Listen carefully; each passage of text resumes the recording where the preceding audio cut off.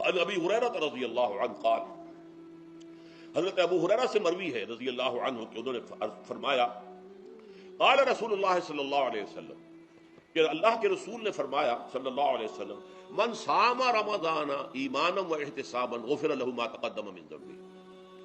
جس نے رمضان میں روزے رکھے ایمان کے ساتھ، یقین کے ساتھ، اور احتساب اللہ سے اس کے اجر کی امید میں، غفر له ما تقدم من ذنبه، اس کے پچھلے تمام گناہ معاف ہو جاتے ہیں۔ یہ نوٹ کیجئے کہ اس سے مراد گناہ کبیرہ نہیں ہے، گناہ صغیرہ۔ گناہ کبیرہ کے لیے توبہ شرط ہے، گناہ صغیرہ جو ہے وہ ان چیزوں سے دھل جاتے ہیں۔ لیکن اب دیکھیے ومن قام رمضان ایمانا و احتسابا، اور جو کوئی کھڑا رہا رمضان میں یعنی قیام اللیل ایمان اور احتساب کے ساتھ، غفر له ما تقدم من ذنبه۔ اب تیسری بات، ومن قام لیلۃ القدر ایمانا و احتسابا، اور جو کھڑا رہا قیام اللیل جس نے کیا ہے لیلۃ القدر میں ایمان اور احتساب کے ساتھ، غفر له ما تقدم من ذنبه، متفق علیہ۔ یہ حدیث بخاری اور مسلم دونوں کی ہے۔ اب یہاں جو بات میں چاہتا ہوں کہ آپ پر واضح ہو جائے، اس حدیث میں دونوں چیزوں کو پیرلل لایا گیا، من قام رمضان من صام رمضان، پیرلل، بالکل متوازی، ہم وزن اعتبار سے، من صام رمضان ایمانا و احتسابا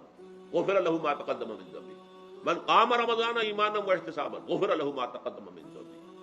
اب سوال پیدا ہوتا ہے قیام اللیل سے مراد کیا ہے؟ یہاں پہ میں ذرا تراویح کی کا جو پس منظر ہے وہ بیان کر دینا چاہتا ہوں۔ دیکھیے جیسا کہ ہم نے خطبے میں بھی دیکھ لیا، اللہ نے قیام اللیل جو ہے اسے فرض نہیں ٹھہرایا تطوعا، قرآن مجید میں بھی اس کا کوئی ذکر نہیں،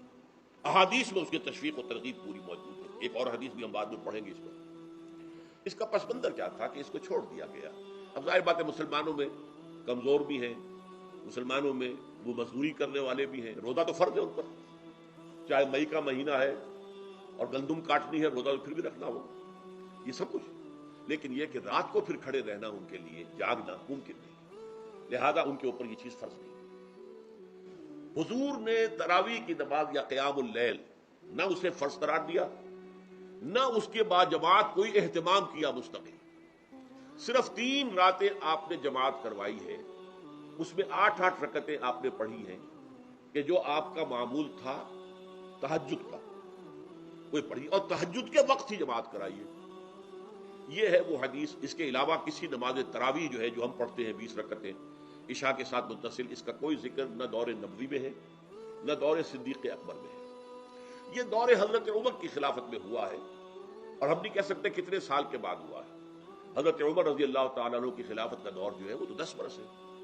ہو سکتا ہے 5 برس کے بعد ہوا ہو، 6 برس کے بعد ہوا ہو، 12 ہوا ہے ان کے عہد۔ حضرت عمر ایک مرتبہ مسجد میں داخل ہوئے، مسجد نبوی میں، تو دیکھا کہ کچھ لوگ 8 10 12 جو ہے وہ ایک جو ہے حافظ کے پیچھے کھڑے ہوئے اور قرآن سن رہے ہیں، کچھ دوسرے کونے میں کھڑے ہیں، کچھ کہیں اور کھڑے ہیں، مختلف جماعتیں ہو رہی ہیں۔ تو انہوں نے سوچا کہ کیوں نہ ان سب کو ایک امام کے پیچھے جمع کر دیا جائے، اور اس کے لیے لوگوں کی سہولت کے لیے عشاء کے ساتھ متصل رکھ دیا جائے،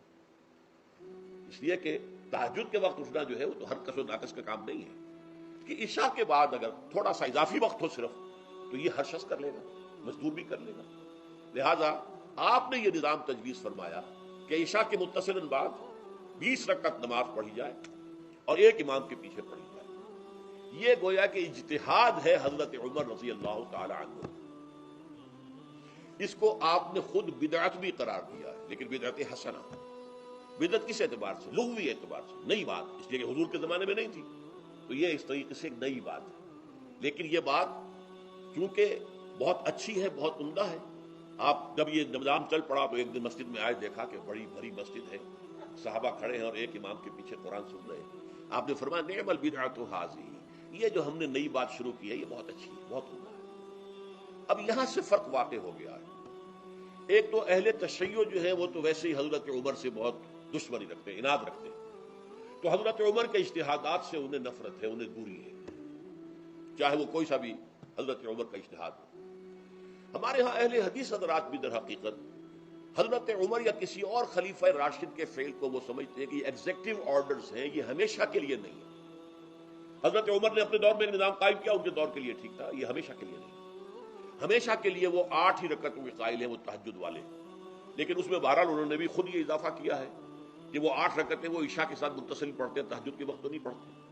اور حضور نے تو صرف 3 روز جو ہے وہ کرائی تھی جماعت، وہ لوگ 30 دن یا 29 دن پڑھ رہے ہیں، تو اضافہ تو انہوں نے بھی کر دیا، تو نظام میں تبدیلی تو ہو گئی۔ لیکن اہل سنت جو کہلاتے ہیں، ہمارے جو 4 جو ہیں، جو ہمارے مسلک ہیں، حنفی، مالکی، شافعی، حنبلی، ان کا اتفاق ہے اس پر حضرت عمر کا، کیونکہ ان کے سامنے اصول یہ ہے کہ حضور نے فرمایا علیکم بسنتی وسنت الخلفاء الراشدین المہدیین، تم پر لازم ہے کہ میری سنت کو پکڑو مضبوطی کے ساتھ، اور میرے خلفاء راشدین مہدیین جو ہیں ان کی سنت کو پکڑو۔ اس اصول سے یہ چاروں فقہ جو ہیں حضرت عمر کے اجتہادات جو ہیں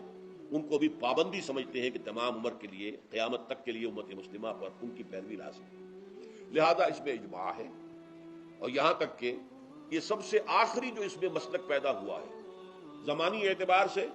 سب سے پہلے مسلک جو ہے حنفی پیدا ہوا، پھر مالکی پیدا ہوا، پھر شافعی پیدا ہوا، اور پھر حنبلی آخری ہے۔ اور امام احمد ابن حنبل بہت بڑے محدث بھی ہیں،